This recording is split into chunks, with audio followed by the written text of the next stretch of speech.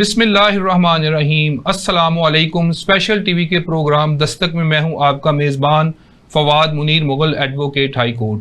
नाजरीन, आज स्टूडियो में हमारी मेहमान मौजूद हैं बुशरा कमर साहिबा। आप advocate supreme court of Pakistan हैं और chairman executive committee Punjab bar council भी रह चुकी हैं। नाजरीन, आज का हमारा मौजू है पाकिस्तान पीनल कोड का सेक्शन 302।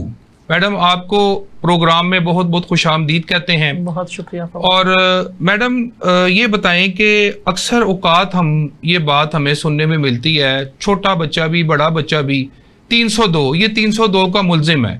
ये 302 पीपीसी के अंदर क्या चीज़ है? 302 ये किस चीज़ को डील करती है? ये 302 तो बेसिकली खुद से कोई चीज़ नहीं है, बल्कि 302 एक सज़ा है जो ज़ाब्ता फौजदारी में सज़ा तजवीज़ की गई है कत्ल के मुल्ज़मान के लिए। ठीक है। अब जो इसका बेसिक सेक्शन है वो है 300। ठीक है। 300 में कत्ल की डेफिनेशन है, कत्ले अमद, होमिसाइड, इंटेंशनल मर्डर। यानी 300 की जब 302 की बात आएगी, इसे उर्फियत में इसलिए 302 कहा जाता है क्योंकि हमेशा से हम सजाओं पे ही जुर्म को चला रहे होते हैं। तो जब भी कहीं पे कोई ऐसा अकरेंस हो जाए जिसमें किसी गैर कानूनी फेल से किसी बंदे की जान चली जाए और वो बंदा जो है अपनी जान से हाथ धो बैठे, तो हम कहते हैं कि फलां ने फलां को कत्ल कर दिया। तो वो फलां ने जो फलां को कत्ल किया है वो 300 में उसकी डेफिनेशन आ जाएगी और 302 में उसकी सजा आ जाएगी। यानी कि जो कत्ल की जो तारीफ है वो सेक्शन पाकिस्तान पीनल कोड के 300 में बयान की गई है, और जो उसकी सजा का तयन किया जाएगा वो 302 उसको डील करता है। जी बिल्कुल। अब इसके साथ ही ये भी जानना जरूरी होगा कि जब भी कोई कत्ल होता है तो फिर उसके लिए जो सजा का तयन होता है जो 302 में प्रोवाइडेड है वो क्या है। तो 302 में जो सजा प्रोवाइडेड है वो है उम्र कैद और सजाए मौत। डेथ सेंटेंस है जी, डेथ सेंटेंस है और उम्र कैद है। अब यहाँ पे जब 302 को आगे हम 3 हिस्सों में मजीद बाइफरकेट करते हैं। अच्छा। एक आ जाता है जिसमें 302A, जिसमें हम कहते हैं जी कि किसास के तहत जो सजा दी जाती है वो 302A में प्रोवाइडेड है, जो कि बहुत कम दी जाती है। उसकी वजह ये होती है कि शहादत का मयार वो नहीं होता जो कि इस्लामिक लॉ के तहत राइज है। तो इसलिए 302A में यूजुअली सजाएं नहीं हो पाती हैं शहादत के नाकिस होने की वजह से, क्योंकि उसके लिए जो शाहिद है, जो गवाह है, उसका अमलन इतना स्ट्रांग होना जरूरी है कि वो पक्का सच्चा मुसलमान हो, कबीरा गुनाहों से परहेज रखता हो और उसने कभी झूठ ना बोला हो। तो वो चूंकि वो क्राइटेरिया ही मीट नहीं कर पाते हैं गवाह, इसलिए 302 के A के एम्बिट से निकल के जो सजाएं हमारे मुल्क में राइज हैं वो 302B में दी जाती हैं। मैडम, 301 जो आप बता रही हैं कि एक पाकिस्तानी भी कोई आपको गवाह कभी ऐसा नहीं मिला नहीं, कि जो उसके क्राइटेरिया पे पूरा उतरता हो, ईमानदार हो, नेक हो। लोग तो कुरान पे हाथ रख के कोर्स में शहादत दे रहे होते हैं, ओथ दे रहे होते हैं। बिल्कुल होंगे। तो फिर ये कानून भी है, मगर किसास में सजा फिर क्यों नहीं हो रही? सजा इसीलिए नहीं हो पा रही ना कि हमारे पास वो क्राइटेरिया नहीं है एविडेंस का, हम उसको फुलफिल नहीं कर पाते हैं, तो इसलिए ताजीर में सजाएं होती हैं। आप देखेंगे जितनी सजाएं हो रही हैं हमारे मुल्क में वो सारी 302B के तहत हो रही हैं। फिर इसके साथ ही आगे एक 302C भी है, वो भी कत्ल ही है, लेकिन उसमें ये है कि वहां पे ये देखा जाता है कि अगर इंटेंशनल मर्डर नहीं है, प्री मेडिटेशन नहीं है, पहले से एक बंदे ने ज़हनी तौर पे नहीं सोचा हुआ था कि मैं इसको मार दूंगा, कत्ले खता भी जिसे कहते हैं। नहीं, उसे आप कत्ले खता नहीं कहेंगे, वो है तो कत्ल ही, इंटेंशनल में ही फॉल करेगा। लेकिन ये 302 की आप C बता रही हैं, ठीक है। उसमें ये है कि जैसे आपके एकदम से एग्रावेट हो गया आप किसी बात से, मसलन आपने मुझे गाली दे दी, मैं एग्रावेट हो गई और मैंने खून कर दिया। तो वो जो है वहां पे मैं कोई प्री माइंड के साथ, मतलब डिसाइडेड माइंड के साथ नहीं आई थी कि मैं जनाब पूरे अरेंजमेंट के साथ वेपन उठा के, हथियार उठा के तो मैं जाके किसी को मार रही हूँ। यानी एट स्पार ऑफ मोमेंट कोई ऐसी बात हो गई जो मेरे से बर्दाश्त नहीं हुई और उसमें मैंने कत्ल कर दिया, वो भी कत्ल है। ठीक है। वो जो आप और फाल 302 में करता है, वो 302 में करता है, लेकिन उसको हम फिर ले जाते हैं 302C में। उसकी सजा जो है वो 1 दिन से लेके 25 साल तक है। उम्र कैद है, यानी उम्र कैद तक जा सकती है। डेथ सेंटेंस नहीं है इसमें, डेथ सेंटेंस नहीं है। अच्छा, 302C में फांसी की सजा नहीं है। ठीक हो गया। यानी कि जो इंटेंशनली कत्ल आप नहीं है तो वो कत्ल, मतलब जैसे आपने बताया कि एक बंदा घर से निकला कि मैं फलाने नू मारन चलना, उसके पास वेपन भी है, गाड़ी भी है और वो अपना प्लान करके जा रहा है, तो वो तो कत्ले अमद हो गया। जी बिल्कुल। तो लेकिन 302C में आप बता रही हैं कि जो है उसमें अगर कत्ल होता है तो उसकी सजा उम्र कैद नहीं है, इसलिए उम्र कैद है लेकिन उम्र कैद सॉरी है, फांसी की सजा नहीं है, इसलिए कि वो तैयारी करके नहीं आया। जी बिल्कुल। वो हालात ऐसे बन गए थे कि उसे बर्दाश्त नहीं हुए और उसने उस बंदे को कत्ल कर दिया। जी, जैसे आप गैरत के नाम पे कत्ल देखते हैं, उसको भी 302C में ले जाया जाता है। इसी तरह अगर मौके पे कहीं कोई झगड़ा आ गया, जैसे कोई बच्चा जो है वो किसी दुकान पे कोई चीज लेने चला गया, दुकानदार के साथ उसकी तल्ख कलामी हो गई, उसने वो बोतल लेने गया, उसने बोतल उठाई, उसने उसके सर पे दे मारी, ठीक है, वो मर गया उससे, उसको आप उसमें भी कत्ले खता में भी ले जा सकते हैं कि वो मारना नहीं चाहता था, उसकी इंटेंशन नहीं थी, कत्ले बिस सबब में ले जा सकते हैं। कोई गड़े में गिर गया, किसी ने इंटेंशनली गड़ा नहीं रखा हुआ था, मतलब 3-4 इकसाम है ना कत्ल की। जैसे हम कहते हैं एक कत्ले अमद है जिसको हम अभी एक्सप्लेन कर रहे हैं कि एक पूरी तैयारी के साथ एक बंदा आता है, वो जाके किसी को मार देता है।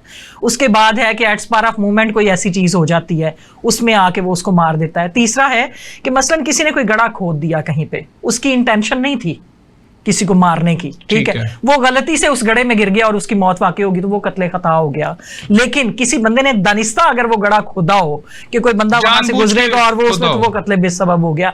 इस तरह से जब इस तरह होगा तो फिर इसमें सजाएं जो हैं उनमें बतदरीज कमी आती जाएगी, ठीक है, लेकिन दियत जो है वो रहेगी साथ उनमें भी, ठीक हो गया। जैसे 322 है आपका, जो रैश और नेग्लिजेंट एक्ट की वजह से, ड्राइविंग की वजह से कोई कत्ल हो जाता है, कोई बंदा मर जाता है, तो उसको 322 में सजा दी जाती है, तो उसमें सिर्फ दियत की सजा है, उसमें इम्प्रिजनमेंट की सजा नहीं है। मैडम, जब ये कत्ले अमद होता है या कोई भी कत्ल कोई वाकया होता है तो उसकी जो FIR है उसका क्या तरीकाकार है कि एक बंदा जब किसी को कत्ल कर देता है, जो लोग उसे देख रहे हैं या उसके जब घर वालों को पता चलता है तो उन्हें क्या करना चाहिए, कहां से इसका आगाज करना चाहिए कि जिसमें कोई कानूनी लकूना बाकी ना रह जाए? देखिए, सबसे पहले तो आजकल जैसे आपके सामने है कि हर बंदे के पास टेलीफोन की फैसिलिटी मौजूद है, तो उसे चाहिए कि जैसे ही कहीं कोई मैटर उसके सामने हुआ है तो वो पुलिस को 15 पे रिपोर्ट कर सकता है। वो 15 पे रिपोर्ट करेगा। ये है इमीडिएट रिपोर्टिंग किसी भी ऑफेंस की, ठीक है, जिसमें बहुत ही ज्यादा चांसेस होते हैं कि जो खबर 15 में दी जा रही है वो बिल्कुल हक सच पे मबनी खबर दी जा रही है। और उसके बाद दूसरा ये है कि जो वारसान है जिनकी मौजूदगी में कत्ल हुआ है वो फौरन जो है वो जाके पुलिस स्टेशन में कांटेक्ट कर सकते हैं, टेलीफोन एप्लीकेशन दें, पहले 15 की कॉल करें, 15 पे कॉल करें। फिर अगर उनके पास वैसे टेलीफोन है वो पुलिस को वैसे भी इन्फॉर्म कर सकते हैं, थाने के नंबर पे इन्फॉर्म कर सकते हैं, पुलिस मौके पे आ सकती है, वहां पे वो उनको अपना ओरल बयान जो है, फर्द बयान उसे हम कहते हैं, वो अपने फर्द बयान में लिखवा सकते हैं, उधर ही मौके पे भी लिखवा सकते हैं, जिधर मर्डर हुआ है। जी, जिधर मर्डर हुआ है। लेकिन सबसे एहसन है कि वो फौरन थाने चले जाएं और थाने जाके अपना बयान करवाएं, बाकायदा बाय रिटर्न एप्लीकेशन, बाकायदा रिटर्न और वकूआ को एप्लीकेशन में बयान करें, जी, ठीक हो। लेकिन ये कि ये जरूरी नहीं है, इससे कोई फर्क नहीं पड़ता कि उसने जुबानी बयान पे FIR कराई है या तहरीरी बयान पे करवाई है, उसमें केस पे कोई असर नहीं पड़ता। सिर्फ ये है कि आपका मैटर जितना प्रॉम्प्टली रिपोर्टेड होगा, ठीक है, उतना ही उसके चांसेस ज्यादा होंगे, क्योंकि कोर्ट्स ये देखती हैं कि जिस बंदे ने इधर कत्ल हुआ 5, 10, 15 मिनट के अंदर अगर मैटर रिपोर्ट कर दिया है तो इसका मतलब है कि उसने जो देखा वही बयान किया, उसने किसी को फंसाने की कोशिश नहीं की, उसने किसी को नाहक मुलव्वस नहीं किया। के ऊपर भी हाई कोर्ट्स की बहुत जजमेंट्स है और मुल्ज़मान को मेरा ख्याल है इसका फायदा भी दिया जाता है। बिल्कुल फायदा दिया जाता है, वो इसीलिए दिया जाता है ना, क्योंकि देखें जब ताहीर होती है तो ताहीर की वजूहात ये होती हैं कि एक तो ये हुआ कि अकरंस अनविटनेस्ड था, किसी ने देखा ही नहीं, बाद में जब अगर पुलिस को पता चल गया तो पुलिस ने वारसान को इत्तला कर दी, वारसान आए, फिर उन्होंने सोचा अच्छा किसको फंसाएं, किसके खिलाफ FIR करें, अच्छा कौन सा मुल्जिम हो सकता है। उन्होंने पहले खुद से इंटरोगेशन की, इधर उधर से पूछा, इर्द गिर्द से कोई खबर ली, पता चला कि फलां मार गया, तो फिर उसको इन्वॉल्व कर दिया। फिर उस वक्त जाहिर है मौके पे गवाह मौजूद नहीं होते। अब वो ताखीर की वजह यह भी होती है कि कोई रास्ता चलता बंदा तो किसी के कत्ल के केस में खुद को इन्वॉल्व नहीं करेगा। ऑब्वियसली जो क्लोज रिलेटिव्स होते हैं वही लोग आते हैं जो उनका जान से प्यारा बंदा इस दुनिया से गया होता है, उसके लिए वो सारी इन्वेस्टिगेशन की राइगर्स और जो कोर्ट की प्रोसीडिंग्स हैं उन सबको फेस करते हैं।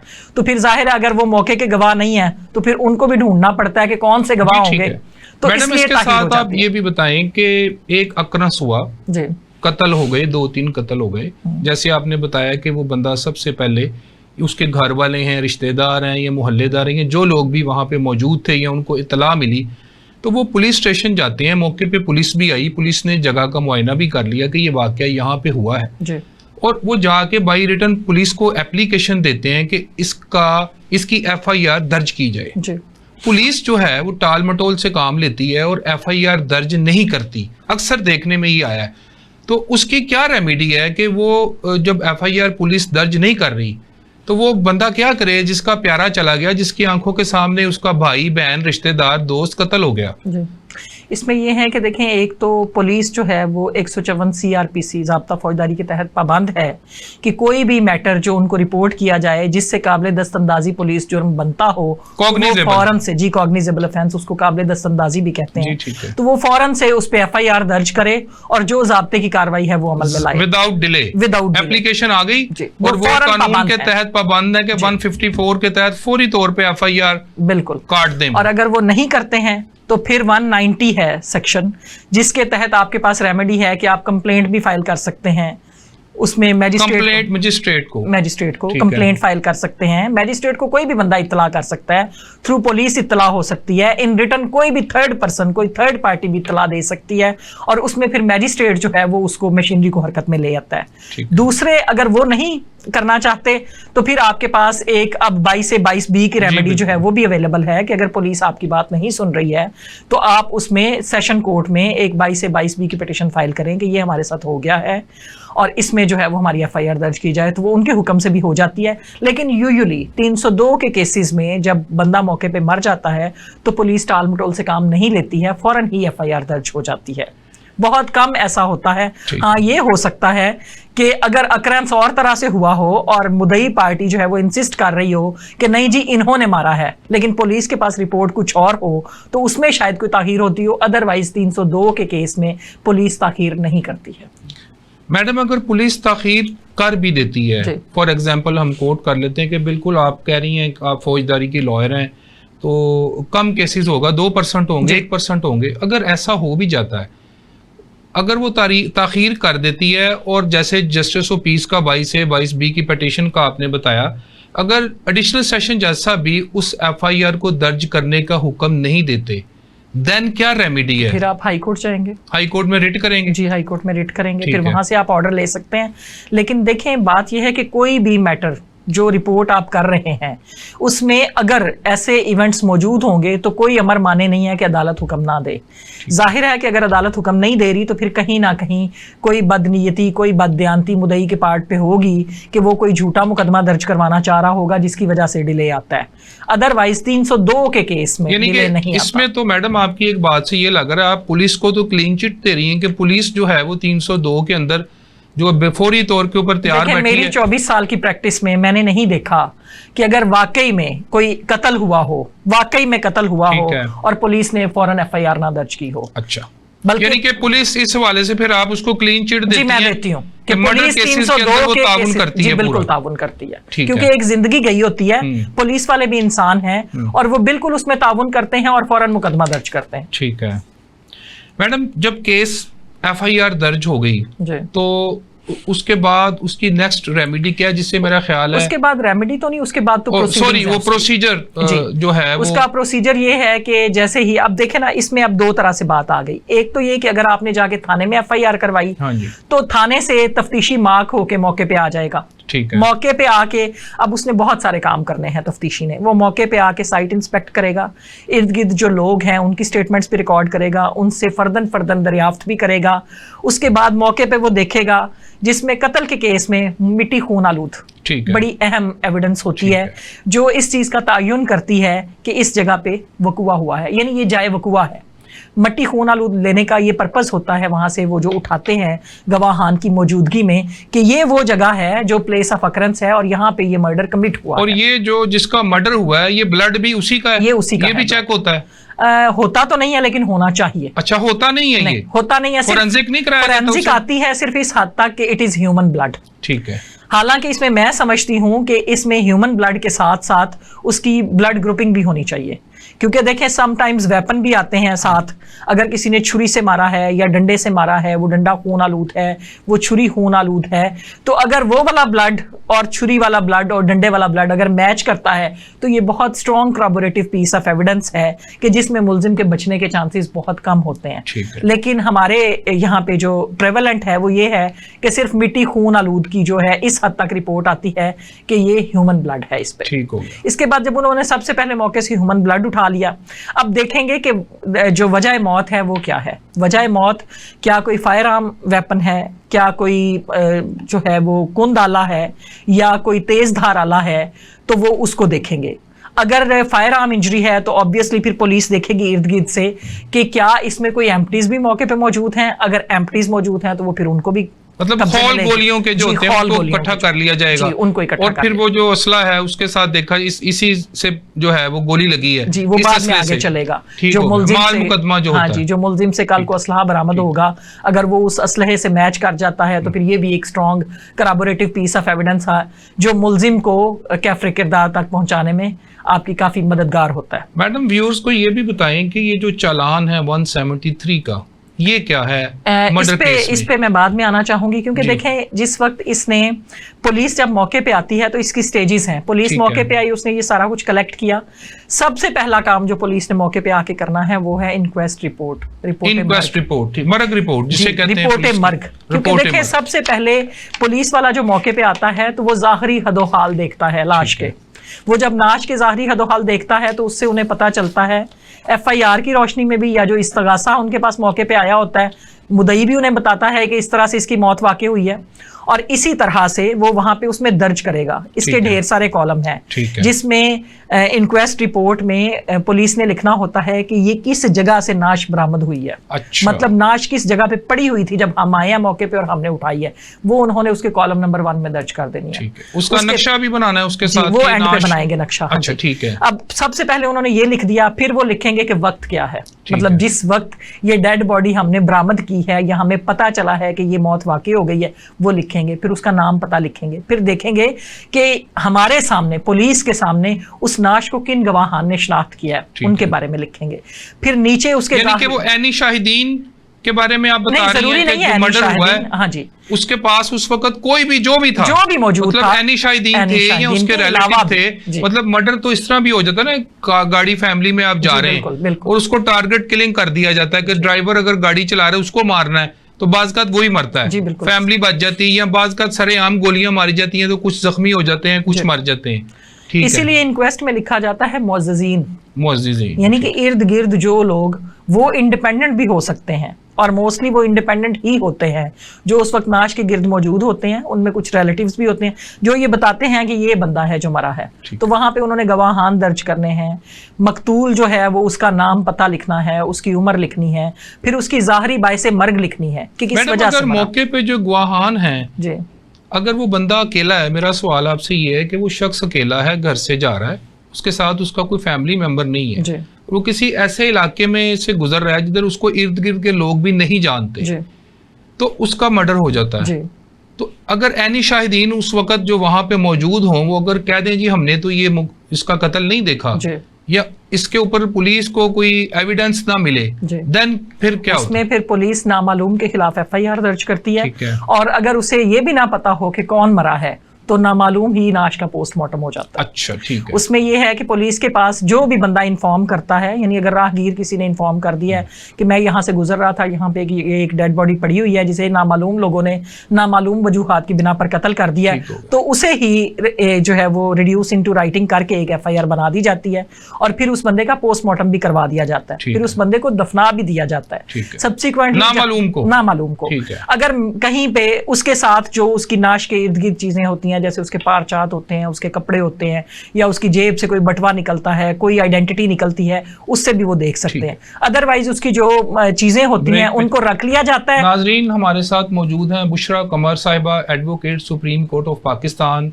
एक ब्रेक के बाद इनसे यहीं से गुफ्तगू का आगाज करेंगे। अस्सलामु अलैकुम वरहमतुल्लाहि वबरकातुहू। वेलकम बैक नाजरीन, हमारे साथ मौजूद हैं advocate supreme court of Pakistan Bushra Qamar साहिबा। इनसे पाकिस्तान पीनल कोड के सेक्शन 302 पर गुफ्तगू का सिलसिला जारी है। तो मैडम, ब्रेक से पहले आप बता रही थी कि एक मौके पे एक मर्डर जब हो जाता है और उसका एविडेंस नहीं होता, तो फिर पुलिस, आपने बताया कि नामालूम FIR दर्ज करेगी और फिर उसकी कार्रवाई को मुकम्मल करके और उसे दफना भी देगी और उसको कोर्ट में जाना पड़ेगा। उसमें यह है कि चूंकि नामालूम FIR होती है जिसमें ना मुलजिम के खदोखाल का पता होता है और ना ही मकतूल के, ठीक है, इसलिए ऐसे केसेस में कार्रवाई करके पुलिस अपनी इंक्वेस्ट और बाकी चीज़ें सारी प्रोसीड करके जो उससे नाश के साथ से चीज़ें बरामद होती हैं उनको कब्जे में लेके तो फाइल जो है अदम पता दाखिल दफ्तर हो जाती है। ठीक है, क्योंकि वो तब तक फिर अदम पता रहती है जब तक उसमें कोई मुद्दई मतलब कोर्ट में जाती है फाइल, नामालूम की भी जो है कोर्ट में नहीं जाती है, पुलिस उसको अदम पता मिसल मुरतब करके तो फिर विदाउट नहीं, कोर्ट में नहीं भिजवाते। कोर्ट में तो उसने जाना ही नहीं है ना। ठीक है, कोर्ट में तो उसका कोई लेना देना ही मतलब नहीं इसका जो नामालूम का जो है वो प्रोसीजर ये नहीं है कि आपने FIR तो कटेगी ना उसकी, FIR कटेगी उसकी, नामालूम उसका पोस्टमार्टम भी होगा, उसकी इंक्वेस्ट भी बनेगी, उसकी सारी प्रोसीडिंग्स मौके की होंगी, मगर जज साहब से इजाजत लेने की जरूरत नहीं, गवाहान नहीं होंगे, ठीक है, और उसमें कोई मुल्जमान नहीं होंगे और उसमें मकतूल का आता पता नहीं होगा, फिर उसको दफना दिया जाएगा। फिर सब्सिक्वेंटली जो अनट्रेस्ड केसेस होते हैं डिफरेंट थानों में नामालूम FIRs ऑलरेडी भी हुई होती हैं जिनमें कुछ के लोग लापता होते हैं, फिर वो उनसे राब्ते किए जाते हैं तो पता चलता है जी कि फलां जगह पे एक डेड बॉडी मिली है, तो फिर वो वहां आके उसमें जो है वो यहाँ पे फिर कोर्ट का काम शुरू होता है कि फिर वहां पे अगर कोई आ जाता है और कोई कहता है कि हमारा कोई मुद्दई आ गया जी, किसी ने कंप्लेंट कर दी, जब वो उसको पता चल गया कि ये बंदा हमारा था जी, जो पुलिस ने दफना दिया, फिर अदालत में जाएंगे, फिर वो अदालत में जाएंगे, फिर एक्सह्यूमेशन होगी, फिर कब्र कुशाई की इजाजत लेंगे अदालत से, वो भी मजिस्ट्रेट साहब देंगे, वहां से लेके फिर उसके बाद वो जाके कब्र कुशाई होगी और फिर वो नाश शनाख्त करेंगे, उसके बाद वो नाश आ जाएगी उस थाने में जहां पे अर्लियर FIR दर्ज हुई है। मैडम, आपने जिक्र कर ही दिया कब्र कुशाई का, कब्र कुशाई के बारे में बताएं कि क्या इसमें कितने अफराद होते हैं? एक तो बताया ना कि आपने कि मजिस्ट्रेट साहब बाकायदा तौर पे इसकी इजाजत देंगे, केस को दोबारा खोला जाएगा, तो उसमें क्या कोई बाकायदा तौर के ऊपर कानून में लिखा हुआ है कि ये बंदे मौके पे कब्रिस्तान में जाएंगे? उसका क्या तरीका है? इसमें ये है कि मैजिस्ट्रेट ही होता है, उसके साथ कमिश्नर ऑफिस से भी एक बंदा जो है उसको शामिल कर लिया जाता है, साथ पुलिस हायरार्की होती है, जो मरने वाले के लवाहकीन है वो होते हैं, और ये जाके मैजिस्ट्रेट साहब इन सब लोगों की मौजूदगी में कब्र कुशाई करते हैं, और कब्र कुशाई के बाद वो वहाँ पे जो भी प्रोसीडिंग्स होती हैं वो फिर पुलिस अपने हिसाब से उनको लेके फिर अगर तो वो पोस्टमार्टम हुआ है तो फिर तो वजह मौत पहले ही पता होती है, लेकिन अगर किसी केस में बाज़ औक़ात ऐसा होता है कि लोग वैसे भी जो अमवात वाक़ई हो जाती हैं तो लोग दफना देते हैं, ये सिर्फ उसमें अनट्रेस्ड बॉडीज में नहीं है कि एक्सह्यूमेशन का प्रिंसिपल जो है वो सिर्फ उन केसेस में होगा कि जिनमें नामालूम लाशें दफना दी जाती हैं, बल्कि बहुत सारे केसेस ऐसे होते हैं कि जब किसी के अजीज जो हैं वो उनको मार दिया जाता है और बाद में कहा जाता है कि वो नेचुरल डेथ मर गए हैं, और नहलाने के वक्त या दफनाने के वक्त किसी अजीज को कोई उसमें नजर आती है, जाता कि गला दबा के मारा गया है, या तो वो उन केसेस में भी कब्र कुशाई करवा सकते हैं। यानी उसके लिए भी आप मैजिस्ट्रेट को एप्लीकेशन देंगे कि हमें खदशा है कि इन्होंने वुरसा ने इस प्रॉपर्टी का झगड़ा है या कोई भी है, अकेला था तो ये मर जाएगा तो सारी प्रॉपर्टी हमें मिल जाएगी, इस तरह जैसे होता है मूवी केसेस में देखा गया। रिसेंटली बल्कि मेरे पास एक केस आया, उसमें उन्होंने इसी तरह से दफना दिया एक खातून को। अच्छा। उन्होंने कहा जी कि इस खातून ने खुदकुशी कर ली है। ठीक है। अब वो उसका भाई जो है वो उसने कहा कि खुदकुशी नहीं की मेरी बहन ने, इसे मारा गया क्योंकि इसका झगड़ा था। ठीक है। झगड़ा किसके साथ था? अपने हस्बैंड के साथ। ठीक है। अब उसने एक एप्लीकेशन दे दी मैजिस्ट्रेट को कि ये इन्होंने मार दिया, वहां पे उसके बच्चों ने आके स्टेटमेंट दी कि नहीं हमारी माँ ने खुदकुशी की थी और उसे मारा नहीं था किसी ने। तो कोर्ट ने वो एप्लीकेशन जो है वो डिसमिस कर दी हमारी। उसके बाद अब हम हाई कोर्ट आए, तो जिस वक्त मैंने उसकी पोस्टमार्टम रिपोर्ट देखी तो पोस्टमार्टम रिपोर्ट में जो उसका था वो क्रॉस बना हुआ था। अच्छा। ठीक है। हैंगिंग जो है ना उसके अंदर क्रॉस नहीं बन सकता, वो स्ट्रैंगुलेशन में क्रॉस बनता है। ठीक है। उस एक पॉइंट को पकड़ के तो हम कोर्ट में चले गए। अब कोर्ट ने हमारी फेवर में ऑर्डर कर दिया कि नहीं ये कत्ल है। तो मतलब इस तरह की चीजें हैं जो अगर वुरसा को पता हो और वो कोई भी ऐसी चीज देखें, इसमें मैं लोगों को यही कहना चाहूंगी कि अगर आपको लगता है कि आपके किसी प्यारे को मतलब मारा गया है तो जितना जल्दी हो उतना जल्दी उस काम को करें और अपने शक का इजहार भी जो आप करना चाहते हैं ताकि निशानात मिट ना जाए और एविडेंस जाया ना हो जाए। और अगर किसी ने ये ज्यादती की है किसी के साथ तो उसको बर वक्त सजा मिल जी। ठीक हो गया। मैडम ये बताएं कि जो पोस्टमार्टम का आपने जिक्र किया, एक तो नामालूम के हवाले से हम जिक्र कर रहे थे, जो आपके बाकायदा केसेस होते हैं 302 के जिसके अंदर एविडेंस भी होता है, तो पोस्टमार्टम का जब वक्त आता है तो इसका क्या तरीकाकार है, जिसमें हमने अक्सर मतलब केसेस में और किताबों में भी पढ़ा है और कोर्स में भी देखा है कि मेडिकल MLO उसको कहते हैं, मेडिकल लीगल ऑफिसर।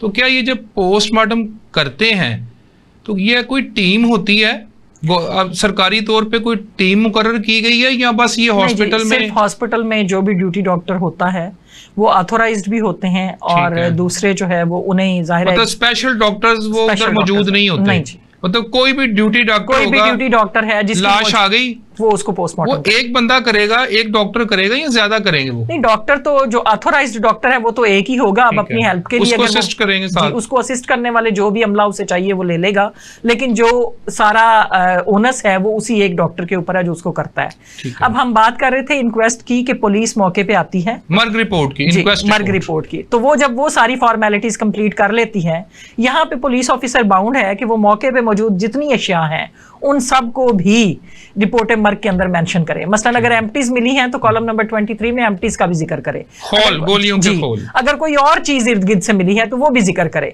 मसलन अगर किसी ने किसी को गला घोंट के मार दिया है और उसके गले में रस्सी है तो वो रस्सी का भी जिक्र करे। मतलब हर वो चीज जो नाश के इर्द गिर्द और नाश के ऊपर मौजूद है पुलिस ऑफिसर को चाहिए कि वो उसके अंदर मेंशन करे। अगर वो नहीं करता तो लवाहिकीन को देखना चाहिए कि वो पाबंद है करने का, और इन छोटी छोटी चीजों से कल को मुल्जमान छूट जाते हैं।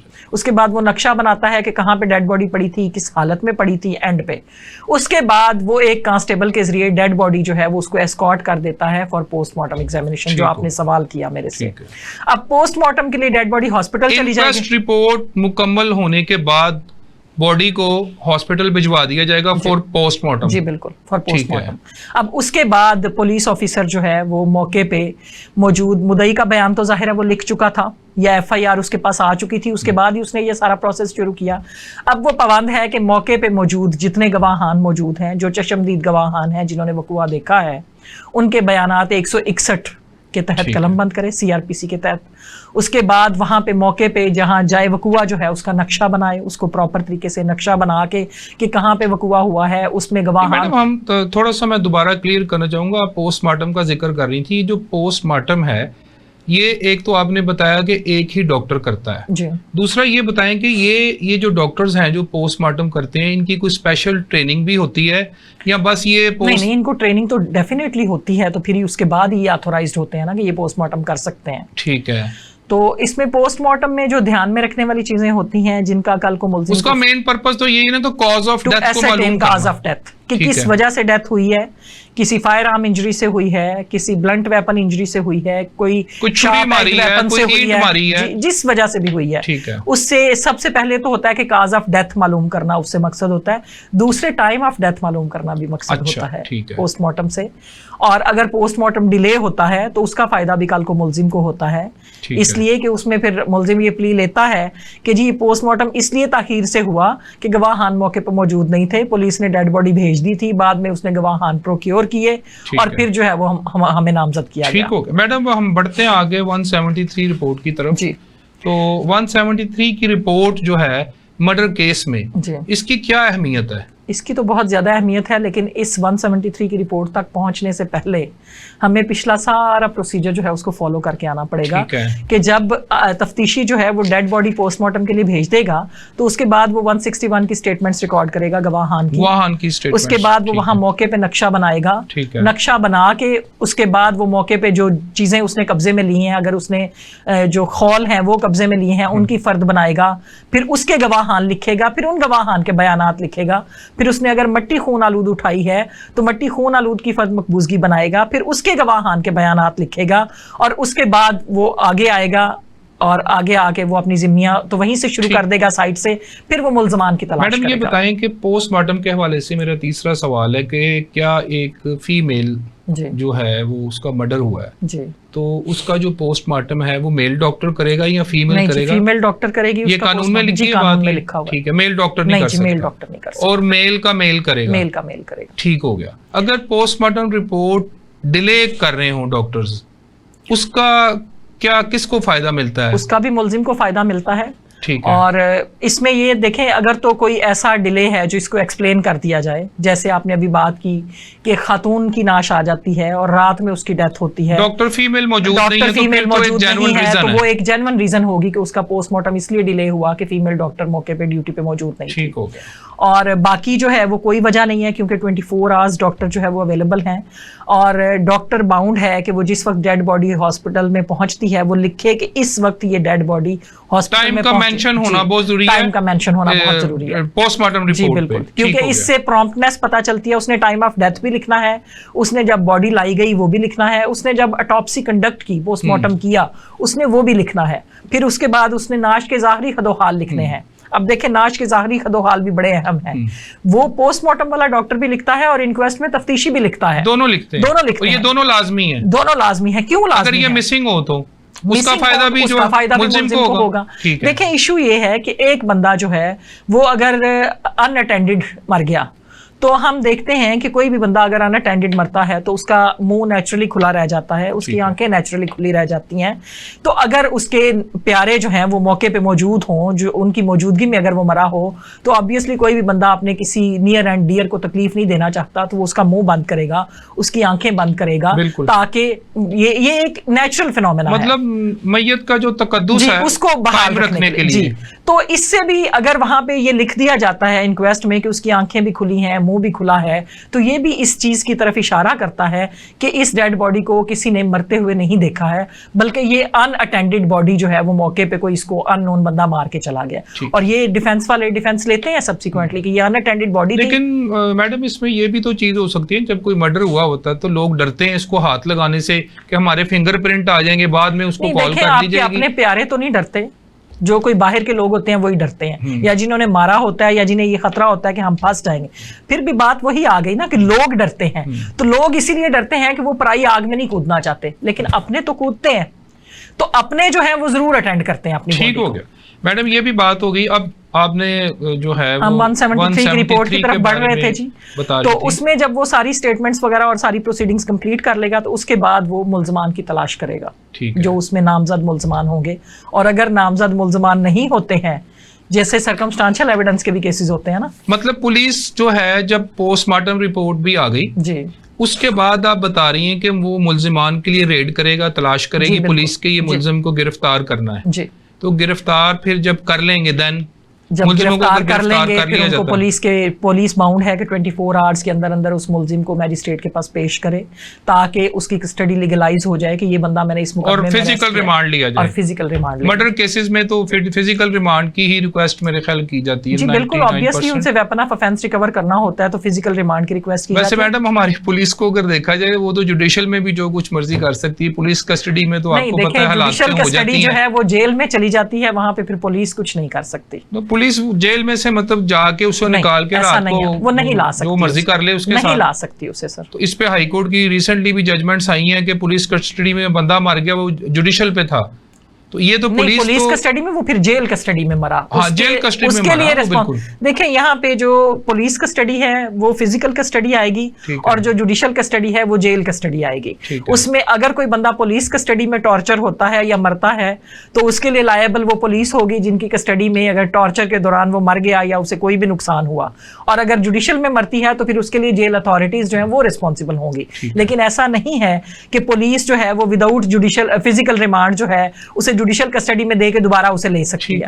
अब वो उससे वेपन ऑफ ऑफेंस रिकवर करेगी, वेपन ऑफ ऑफेंस रिकवर करके तो उसके बाद पुलिस बाउंड है कि उस वेपन को सील करे और उसे भी फोरेंसिक के लिए भिजवाए। और इससे पहले जब पुलिस ने मौके से जो खौल और मिट्टी उठाई थी, उसको भी पुलिस फोरेंसिक के लिए भेजने की पाबंद है। लेकिन आपने बताया कि वो भेजती नहीं है, नहीं भेजते, ब्लड खून आलूद मिट्टी का बता रही थी कि वो भेजनी चाहिए, क्योंकि फोरेंसिक तो इस वक्त भेजते हैं, हमारा इदारा मौजूद है, वो तो पीएफएस से बोले तो मौके पे भी आते हैं, वो जरूर भेजते हैं। आजकल तो मतलब जियो फेंसिंग भी और साइट इंस्पेक्शन के लिए पूरी टीम आती है, पीएफएस से वाले भी मौके पे आते हैं जब कोई मर्डर होता है, और वो वहां से लेके जाते हैं। ये नहीं कि वो नहीं भेजते, वो जरूर भेजते हैं। लेकिन मैं ये बता रही थी कि इवेल्युएशन में वो ये इवेल्युएट नहीं कराते कि ये किस ह्यूमन का ब्लड है, उसकी ग्रुपिंग नहीं करवाते, ह्यूमन ब्लड का आपने बताया कि वो चेक करवाते हैं कि ह्यूमन ब्लड है। जी हालांकि मैं ये समझती हूँ कि इसमें जो बंदा मरा है उसका मैच होना चाहिए, उसकी ग्रुपिंग होनी चाहिए। और फिर इसी तरह से जो वेपन रिकवर हुए हैं, अगर वो कोई डंडा या कोई नाइफ है तो उसके भी ग्रुपिंग होनी चाहिए कि ये वही वाला ब्लड है, डीएनए मैचिंग होनी चाहिए उसकी कि ये और ये ब्लड सेम है। ये चीजें मैडम सारी आपने बताया कि हो गई, तो ये सारी की सारी जो चीजें हैं ये पुलिस जो 173 की रिपोर्ट उसके साथ अटैच करेगी, उसमें मुरतब करेगी 1 2 3 करके। अब यहाँ पे जब पुलिस ने 173 की रिपोर्ट जो है, वैसे तो पुलिस ये फाइनल रिपोर्ट होती है कोर्ट में जाने के लिए जी, ये फाइनल रिपोर्ट होती है, इससे पहले आप कोर्ट में नहीं जा सकते। ये लाजमी है कि पुलिस जो है वो मर्डर के बाद वो सारी चीजें जो आपने 1 2 3 इंक्वेस्ट रिपोर्ट है, पोस्टमार्टम है, माल मुकदमा है, वो खोल्स हैं, जितनी भी रिपोर्ट्स हैं वो सारी की सारी 173 के साथ नथी होंगी, देन केस जो है वो जज साहब के सामने पेश किया जाएगा। और इसके लिए ये भी है कि पुलिस बाउंड है कि 17 दिन के अंदर अंदर, अच्छा ये इंपॉर्टेंट है, 17 डेज के अंदर अंदर वो अपनी फाइनल रिपोर्ट सबमिट करे। और अगर किसी वजह से जैसे कि मुल्जमान नहीं मिल रहे हैं और वो 17 डेज के अंदर अपनी रिपोर्ट नहीं फार्मुलेट कर पाती, तो फिर वो बाउंड है कि 14 डेज के अंदर अंदर वो इंटरम रिपोर्ट अंडर सेक्शन 173 अच्छा इंटरम रिपोर्ट भी है इसमें, वो सबमिट करे कि यानी कि फिर 2 रिपोर्ट्स आएंगी जी, 2 रिपोर्ट्स आएंगी। हर केस में ऐसा नहीं होता, लेकिन पुलिस मतलब प्रोविजन है कि पुलिस कोई जस्टिफिकेशन दे सकती है किसी बात पे कि हमारी डिले इस वजह से हो रही है। वैसे तो जस्टिफिकेशन नहीं है क्योंकि कानून ने एक वक्त मुकर्रर कर दिया है। ये मैं समझती हूँ कि पुलिस के पार्ट पे लिथार्जी है और हमारी कोर्ट्स भी इसको नहीं देखती हैं। इसे डेयरली देखा जाना चाहिए क्योंकि जितनी जल्दी मुकदमात जो हैं उनकी इन्वेस्टिगेशन मुकम्मल होकर कोर्ट में आएगी, उतनी ही जल्दी उनके फैसलाजात भी हो पाएंगे, मिलेगा दूसरे को। और इसमें पुलिस ने तमाम तर मटेरियल जो उसके पास अवेलेबल होगा वो साथ लगा के तो पुलिस को कोर्ट में भेज देगी, फिर कोर्ट उसकी कॉग्निजेंस लेगी और कोर्ट कॉग्निजेंस लेके उसमें अगर मुल्जमान जो हैं वो जेल में हैं उन्हें जेल से बुला लेगी, अगर तब तक कोई मुल्जमान बेल आउट हो गए हैं तो उन्हें घरों से बुला लेगी और फिर उसका ट्रायल शुरू कर देगी। मैडम अक्सर देखने में आया है कि जो 302 के मुल्जमान हैं उनकी जमानत भी हो जाती है, ये क्या वजह है? देखें इसमें ये है कि जब एक बंदे ने कत्ल किया है जी, बंदा मर गया, एक जान जाया हो गई जी, और अदालत उसको बेल ग्रांट कर देती है, क्यों? सवाल ये है कि क्यों? व्हाई? तो उसमें उसका जवाब ये है कि देखें जब तक मुद्दई झूठ बोलते रहेंगे मुल्जमान छूटते रहेंगे। इसलिए मेरी रिक्वेस्ट है लोगों से भी कि अगर आपका बंदा जो है वो किसी एक बंदे ने मारा है तो खुदारा सिर्फ उस एक के खिलाफ FIR करवाइए। लेकिन मेरे मुल्क की टेंडेंसी ऐसी है कि यहाँ पे एक बंदे ने अगर मारा है तो साथ 10 लोगों को, 3 को मशवरे में डाल देना है, 2 को ललकारे में डाल देना है, 3 को वैसे डाल देना है, यानी पूरे जितने मेल मेंबर्स हैं फैमिली के उन सबको इन्वॉल्व कर दिया जाता है। तो उसमें होता यह है कि जब गुनाहगार के साथ इन्वॉल्व किए जाते हैं तो फिर फायदा सिर्फ बेगुनाह को नहीं होता, फिर उस गुनहगार को भी फायदा मिल जाता है। तो इसलिए ये जो टेंडेंसी है कि आपने फॉल्स इम्प्लीकेशन की, जब तक ये खत्म नहीं होगी तब तक बेल्स भी होती रहेंगी। आपने देखा होगा जो सिंगल एक्यूज्ड होते हैं जिनमें सिर्फ एक मुल्जिम को रखा जाता है उनकी बेल्स यूजुअली नहीं होती, उनकी यूजुअली एक्विटल्स भी नहीं होती। तो इसलिए अगर मुद्दई सच बोलेगा तो ऑब्वियसली उसके विटनेसेस शैटर नहीं होंगे, जिस बंदे ने मारा होगा अगर सिर्फ उसी को इन्वॉल्व किया जाएगा तो फिर उसे सजा भी मिलेगी। बहुत शुक्रिया। नाजरीन हमारे साथ मौजूद थी बुशरा कमर साहिबा, advocate supreme court of Pakistan, member Punjab bar council, साबका chairman executive committee Punjab bar council. Madam Bushra Qamar साहिबा से हमने पाकिस्तान पीनल कोड के सेक्शन 300, 301 एंड 302 पर बातचीत की। हम उम्मीद करते हैं कि आपको हमारी ये गुफ्तगू पसंद आई होगी। हमें अपनी राय से ज़रूर आगाह कीजिएगा। हमारी आज की मेहमान बुशरा कमर, एडवोकेट सुप्रीम कोर्ट, और अपने मेज़बान फवाद मुनीर मुगल एडवोकेट को इजाज़त दें। मिलते हैं अगले प्रोग्राम में। अस्सलामु अलैकुम वरहमतुल्लाहि वबरकातुहू।